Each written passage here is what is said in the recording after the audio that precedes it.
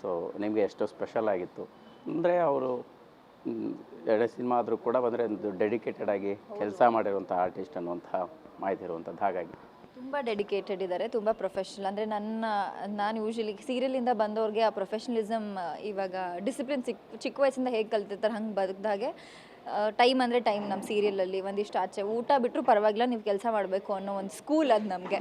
So ಸ್ಕೂಲಿಂದ ಒಂದು step ಮೇಲೆ ಬಂದಿದ್ದೀನಿ, ಇವಾಗ ಕಾಲೇಜಿಗೆ ಬಂದಿದ್ದೀನಿ ಅಂತ ಹೇಳ್ಬೋದು cinema. So Zaid is a very dedicated actor, very professional. ನಾನು ಫಸ್ಟ್ ಟೈಮ್ ಸಿನಿಮಾ ಒಪ್ಕೊಳ್ಳೋಕ್ಕಿಂತ ಮುಂಚೆ ಮಿನಿಸ್ಟರ್ ಅವ್ರ ಮಕ್ಕಳು ಹೇಗೆ ಏನು ಅನ್ನೋ ಒಂದು ಊಹೆಗಳೆಲ್ಲ ನನಗಿತ್ತು. ಬಟ್ ಅವ್ರನ್ನ ಭೇಟಿಯಾಗಿ ಅವರಿರೋ ರೀತಿನ ತಿಳ್ಕೊಂಡ್ಮೇಲೆ I am very happy sir.